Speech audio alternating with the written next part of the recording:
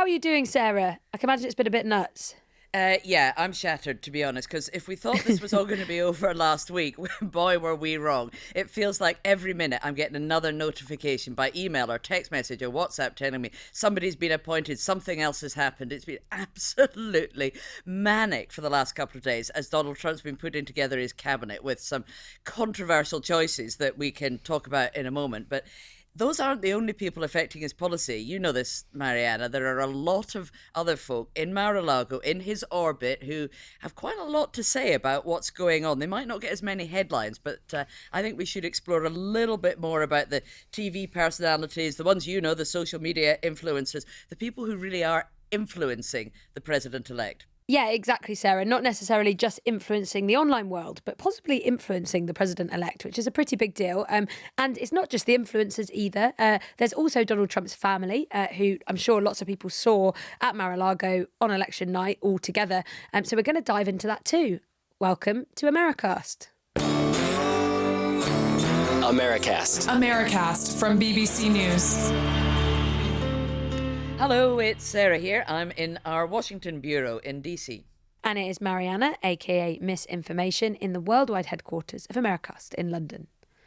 Now, it is fascinating here in Washington at the moment because Donald Trump's cabinet picks keep coming at us, each one more surprising than the last. It's been quite a hectic week for all of that. We covered a lot of those appointments in Wednesday's episode of Americast, so if you want to know a bit more about them, that's the one to tune into.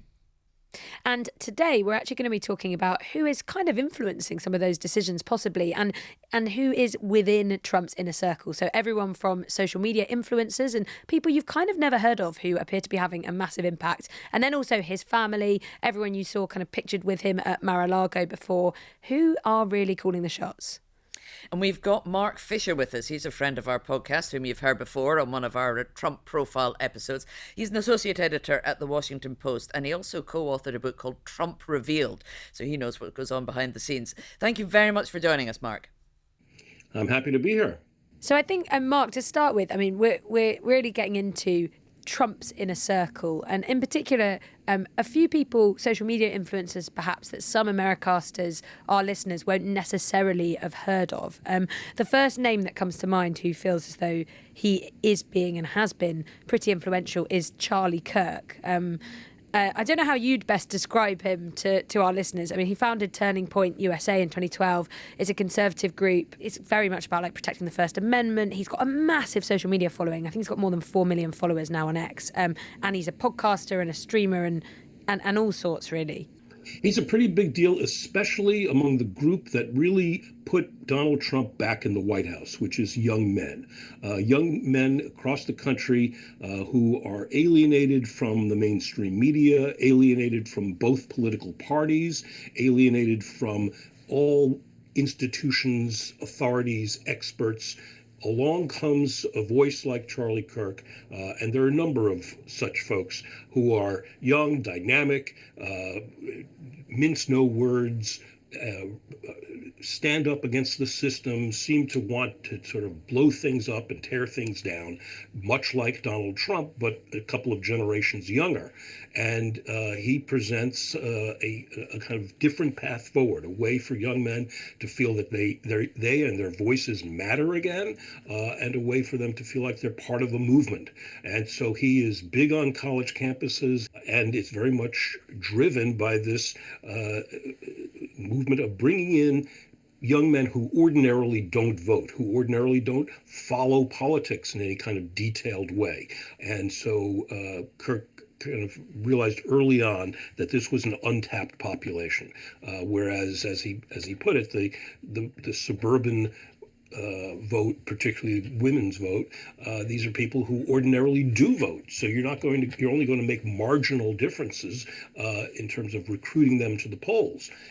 So this was a revelation to Republicans. Some of them resisted it. Trump only this time around finally came around to spending a lot of his campaign time on podcasts rather than doing the more traditional media.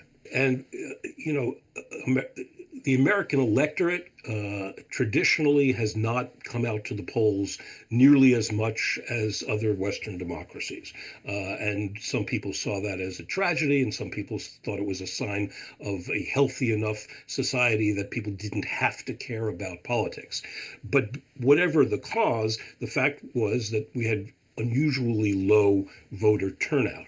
That has changed in recent years. It's gotten much better. And one reason it's gotten much better is that there were two candidates, Barack Obama and Donald Trump, who had the great insight and the confidence to say, you know what, we're going to expand the electorate. We're not going to go battle for precinct by precinct for suburban families, whether men or women. We're going to go out and get the people who don't vote.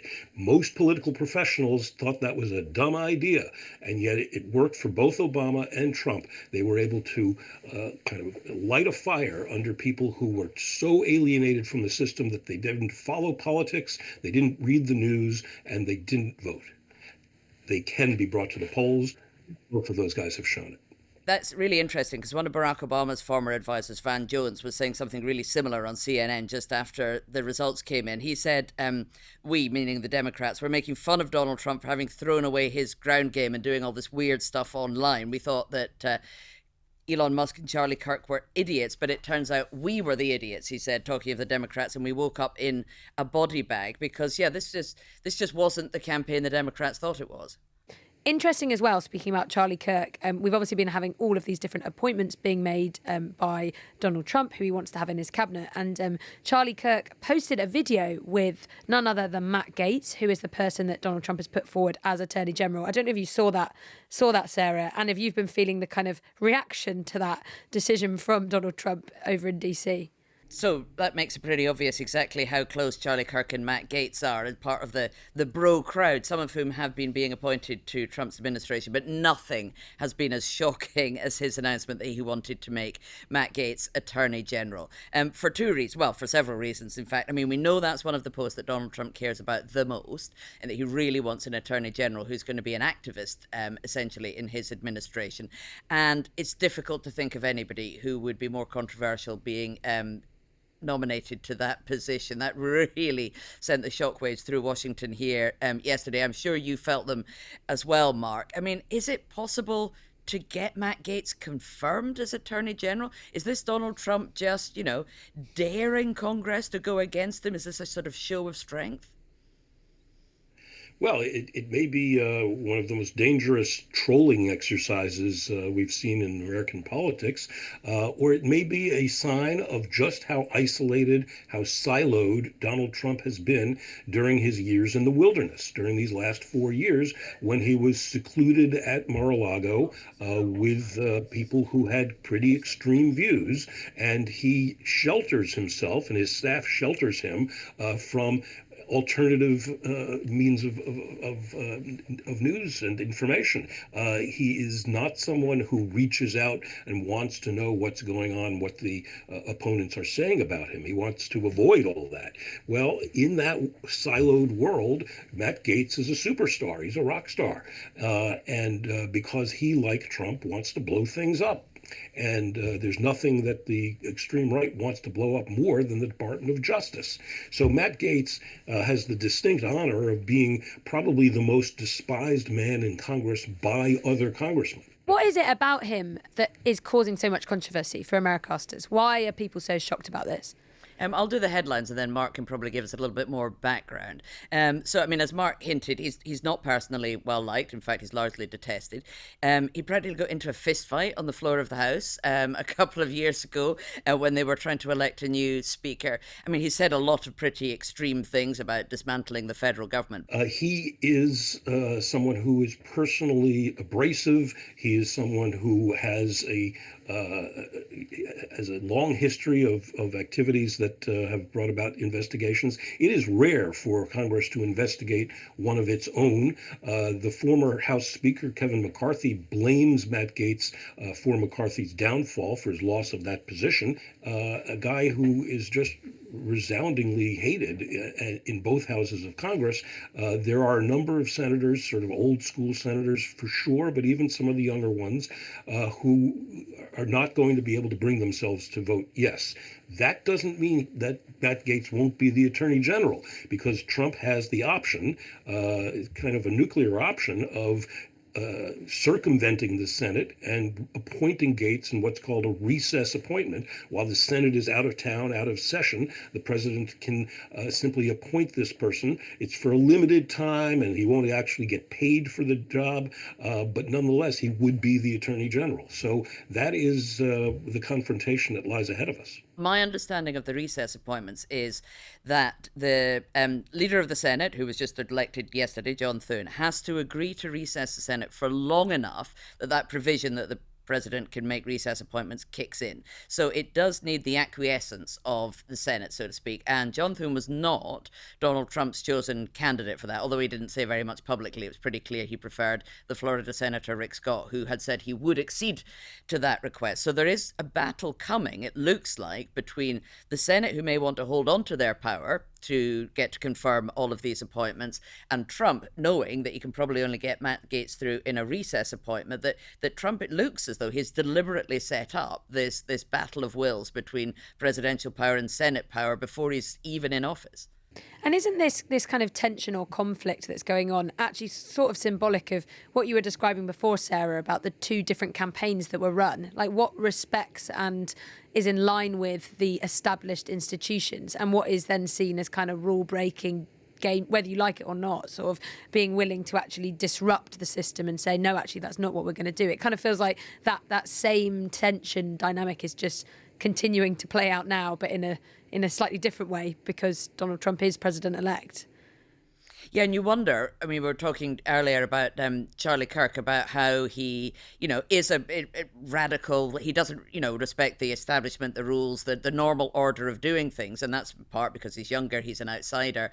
And with Donald Trump relying on people like that for some advice and them having some influence in his court, it does possibly push him even further into that idea of setting up these fights between the established order and himself and seeing if he can't win. Because Laura Loomer is another one that we should talk about, who has been hanging around Donald Trump, an online influencer, conspiracy theorist, it was pretty clear during the campaign, Susie Wiles, who's now going to be the chief of staff, was then the campaign manager, was trying to shove her out of the way, because the closer she was to Donald Trump, the more likely he was to say crazy things. But does she have much influence, do you think, Mark? People like that who have been hanging around the outskirts of Donald Trump's court? Yeah, over the last 4 years, Mar-a-Lago has been a place where a lot of these influencers, a lot of these right-wing radicals have gathered to hang out with Trump and to be there when he walks through the dining room in the evening, to hang out with him when he's got his stack of news clippings and papers about people he's considering for office. So they felt themselves very much part of the Trump administration in exile. Whether they will move the whole operation to the White House itself, that seems a little more far-fetched. But nonetheless, they've had a tremendous influence during these out years, and Trump, famously decides things based on the last person he's spoken to. Well, very often over these last years, that last person has been someone like a Laura Loomer or a Charlie Kirk. This sounds like the court of Henry VIII, to be perfectly honest, where he's got his favourites around him at dinner who get celebrated, and the closer you sit to him, the more important you are, whilst at the same time, he's going to war with whether it's the Parliament or the Pope or whomsoever that Henry VIII was always deliberately provoking. It sounds as though it's just as well that Donald Trump doesn't actually have the power to have people beheaded if they've crossed him. He's selecting people like Gaetz, who very much have an off with his head kind of attitude toward government. Gaetz famously wants to get rid of the FBI, wants to close down whole sections of the Justice Department. So this sort of lop off the head of the administration and lop off whole departments attitude reflected very much in Elon Musk's rhetoric around Trump. That's the sound of this new administration. Whether that ends up being the action of the new administration is a different story. These kinds of people we're talking about, so Charlie Kirk, say, Laura Loomer, if you are someone that uses X, when you log on, these are the kinds of people that often, regardless of what you're interested in, will be popping up right there at the top of your feed, along with Elon Musk. But there's a kind of whole gaggle, for want of a better word, or amalgamation of different types of people. Someone like Laura Loomer, who has a reputation for pushing really quite extreme conspiracy theories. She's also been accused of making Islamophobic comments. She's kind of readily admitted that that's the case. So you've got someone like her who, even from the sounds of things, Trump's campaign said, oh, hang on, she's a little bit too far. And then she's muddled up with people like Charlie Kirk, other people who are part of what we call the manosphere, this kind of loose grouping of accounts, sites, influencers who basically are very pro-masculinity and in opposition to feminism and kind of women slightly more generally, or a certain type of women. Right. So both these are not stable characters, for the first point, but second, Donald Trump always likes to keep things mixed up and moving, and Trump is seemingly enjoying that for the moment. But Trump's history tells us quite clearly that that does not last, and people who suddenly are stealing page one space in the big newspapers or TV time from the president, they're not going to stay very long, as we saw with Steve Bannon in the first administration. So Steve Bannon, he's served 4 months in prison for refusing to testify in front of the January 6th committee, but he came out before the election and he's back on air with his War Room podcast. Do people like him and Trump's former lawyer Rudy Giuliani, who also has been in a lot of legal trouble for defaming 2 election workers in Georgia, and he's supposed to be paying them, got absolutely enormous fine for that. Are they still around, or have some of these younger, more online personalities supplanted them, do you think? I think there is a certain way in which they've been replaced. Certainly, Giuliani has been disgraced to such a point, has become such a caricature that Trump will have little, if any, interest in him. Trump is still interested in and listens to Bannon, and Bannon very much wants to sort of show his renewed power after his prison term, and so. But I don't see Trump turning to Bannon for any kind of official position. He'll be one of these courtiers who just show up from time to time and make a lot of noise. Some of these younger folks have kind of taken up those roles, and I wouldn't expect them to last any longer than the first batch did.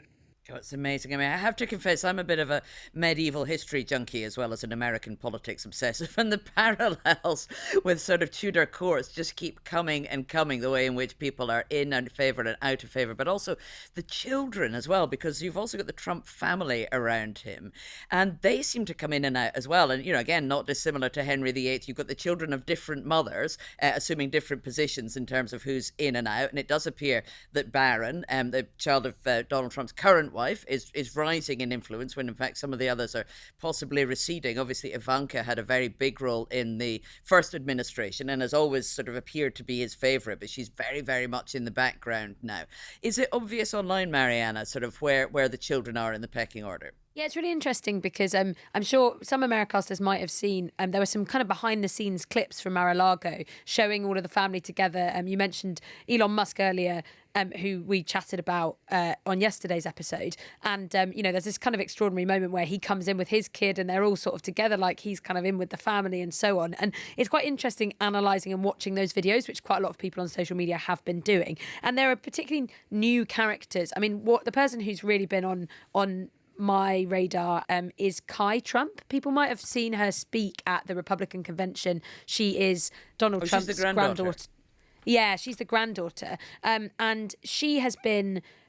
she's just been everywhere, and even in those videos and clips actually with Elon Musk and his kid, she was kind of like quite vocal, being quite chatty. She's someone who, she did a kind of behind the scenes vlog of election night. There's loads of videos of her playing golf, talking about her grandpa, everything else. So it's interesting. She's certainly a sort of new name versus, like you say, the kind of the parents almost, who I guess Don Jr. and Eric are still fairly, Don Jr. is her dad, are still fairly sort of involved. But like you mentioned, Ivanka has really slipped away, and actually in the online world as well, there used to be loads of memes and stuff about Ivanka. I really don't see those in the way that there used to be. Mark, how much do you think the children are influential? Don Jr. was supposed to be the one who suggested J.D. Vance as the vice president, or at least encouraged that choice.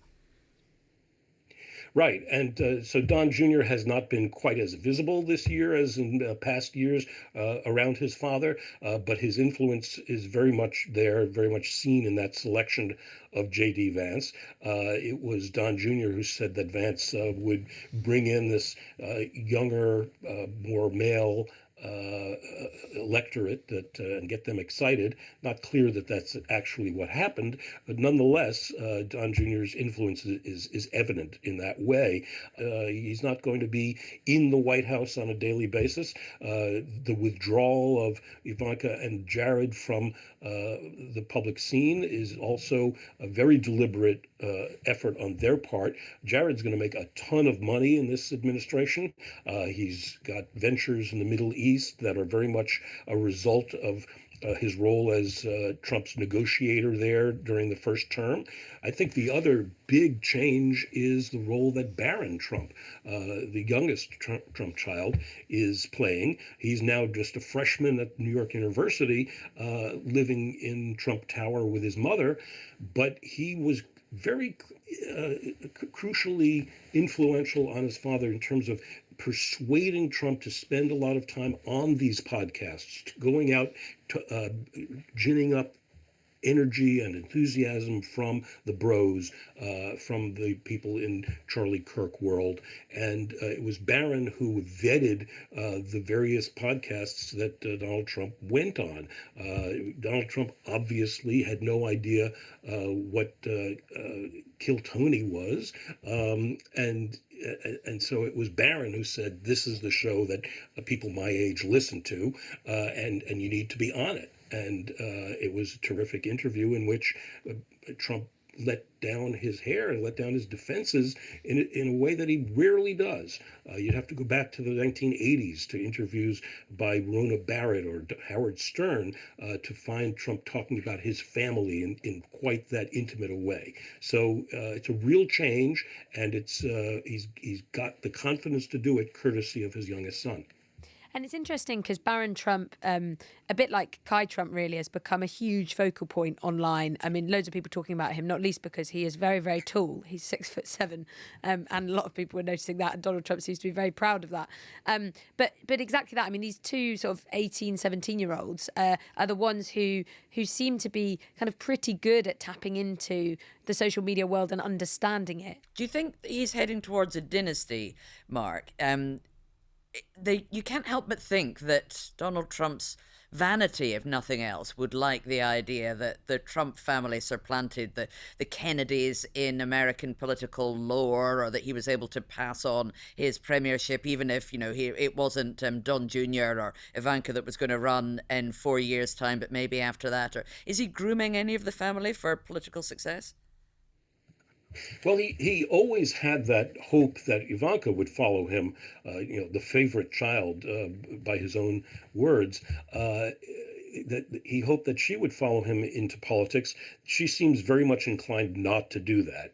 She has really tried to carve out a much more private existence since she moved to Florida with her family.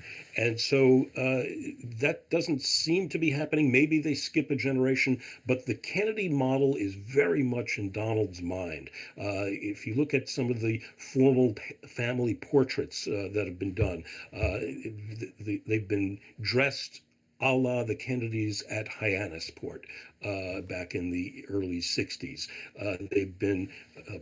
They've chosen settings and public roles that very much mimic the Kennedys, and that's something that was a very formative time in Trump's life. So, and that's one of the reasons why Trump has so thoroughly embraced Robert F. Kennedy Jr. The idea of being paired with, connected with, superior to a Kennedy, and especially a Kennedy who looks so much and sounds so much like his father, this is absolutely intoxicating for Trump. So that analogy is totally apt. And Mark, a lot of this conversation has been about the impact of Whether it's family or whether it's social media influencers, this kind of sort of alternative media ecosystem that we've chatted about a fair bit on Americast. A lot of this conversation 10, 20, 30 years ago would have focused on the media, newspapers, traditional media. It feels as though this new world we're talking about is very much being set up in opposition to traditional media, and in fact frequently, as we've seen a lot on X and other places, taking aim at it. And Elon Musk after the election quickly said, we're the media now, e.g. you're not. What do you think about the role of traditional media, or maybe professional media is a better way of referring to it, right now, and what its future looks like in this context? Well, it's very much in motion. There's obviously been I think collapse is not too strong a word, of the traditional news infrastructure in the country. American news media for most of the last century was extremely locally focused. There were great and lousy newspapers in mid-sized cities all across the country.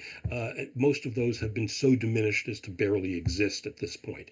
And at the same time, what the internet has done to the media infrastructure is it's nationalized everything. So all of those local voices, local outlets are now finding that their audience is primarily interested in things national. Here we are talking about the national political scene. In the past, most political coverage was about politics in one particular city or region. So that's a sea change in how Americans think about the news. The other thing that's gone on, as you say, this explosion of new media, and it's all a big fight for people's time and attention, and the traditional media are losing that battle because the technology, the algorithms are driving people in a very different direction. That doesn't change the basic foundation of news, which is the big traditional news organizations are the ones going out and breaking stories and doing on the ground reporting. Everything else is kind of commentary about that.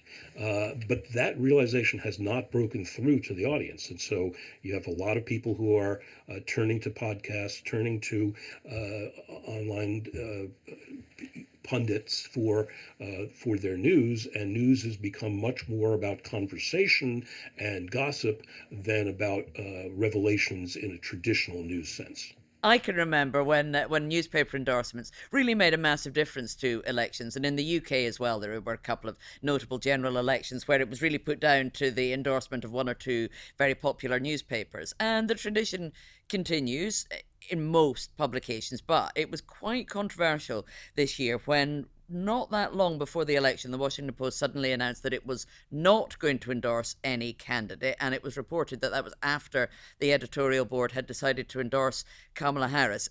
You're an associate editor at the Post. I don't know how much you can talk about this, but it caused some consternation among the staff, I think. Oh, great deal. The publisher, who is Will Lewis, a former executive in the Murdoch empire, the publisher and the opinion editor, David Shipley, pushed back hard against Jeff Bezos when Bezos said, I don't want us to endorse. And the publisher warned Bezos, this will be catastrophic for our subscriber base, for our reputation, for our plans for growth.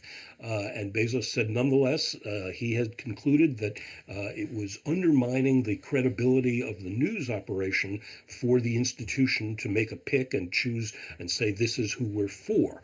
Now, that is a legitimate position to hold. A lot of American newspapers have dropped endorsements in recent years. I'd say probably most American newspapers didn't endorse in this race, but they made that decision some time ago. For Bezos to drop this just days before the election was the worst possible timing, really raised a lot of theories about why he was really doing this, whether it was to suck up to Donald Trump or to protect Bezos's many operations, businesses that rely heavily on federal grants, federal contracts. And so, of course, Bezos has denied that. But I think that's the common conclusion that most people have come to. Certainly 250,000 subscribers to the Washington Post came to that conclusion and dropped their subscriptions. So it's a big financial hit to the institution. Whether Bezos will now cover those losses that he personally caused or take it out on the staff and lay off or buy out reporters and editors remains to be seen. But that's what's causing all the consternation and drop in morale at the Washington Post and in much of the news industry as well, as we see that this idea of benevolent billionaires taking over struggling news operations may not be as clean and comfortable a solution as some might have thought.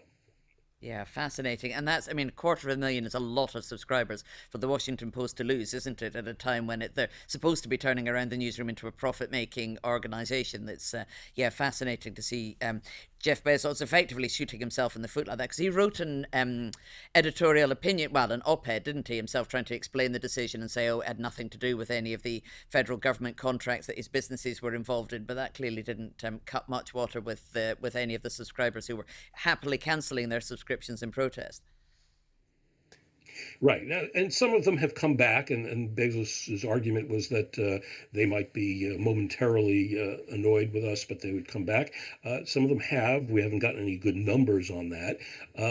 But it's one more chink in the armor of the traditional news infrastructure and the way people get reliable information in the country. So it's a sad moment for the entire news industry, and how this plays out in terms of who the next editor of the Post will be, whether the publisher will continue on, whether Bezos will keep the newspaper or sell it. All of these appear to be open questions, and that's obviously causing a lot of angst in the Washington Post newsroom and in the industry at large.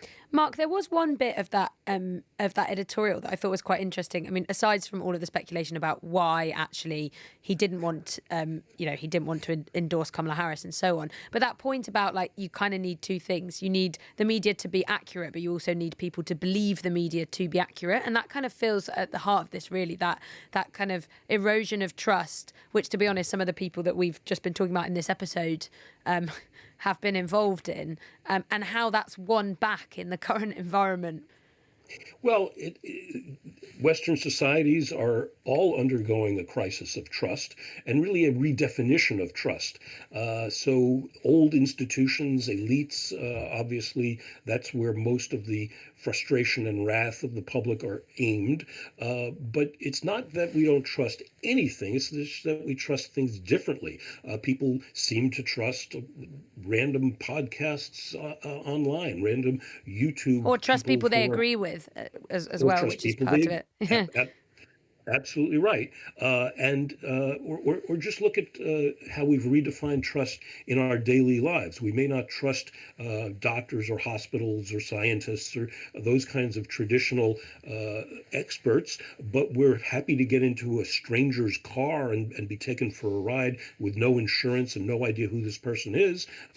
So that's trust. If that's not trust, I don't know what is. Especially if it's one of the automated cars that Elon Musk is putting on the streets of San Francisco and other cities. So it's not that we don't trust anything; it's that we don't trust anything that's been around a long time that we feel has failed us. Mark, we've taken up far too much of your time. That's because it's been so fascinating talking to you. Thank you very much for joining us on Americast. Happy to do it, and hope to talk to you again soon. Yeah, thank you so much, Mark. Sarah, I don't know what you think.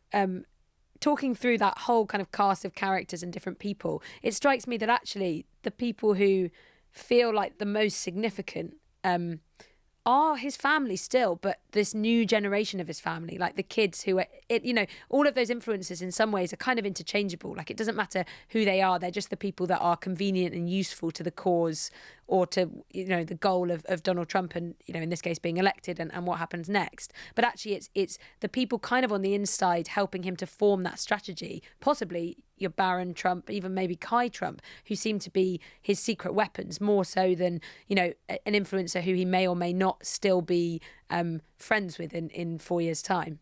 Well, the family will still be the family in 4 years' time is the thing, isn't it? And of course, he's famous for falling out with people. So let's see how long it is before Elon Musk is taking too much attention away from him, or RFK Jr. does something that he doesn't like, and suddenly, from having been right inside the inner circle, they are expelled to outer darkness forever. And that happened to a lot of people in the first administration. He's filling this one with people who are much closer to him ideologically, but that doesn't mean that they'll stay personal friends all the way through. And the family will always be the family. So I think you're right in that respect. But gosh, isn't it interesting watching these people being plucked from your world, basically, Marianna, and then thrust into the jobs at the top of government. It's going to be an interesting few years.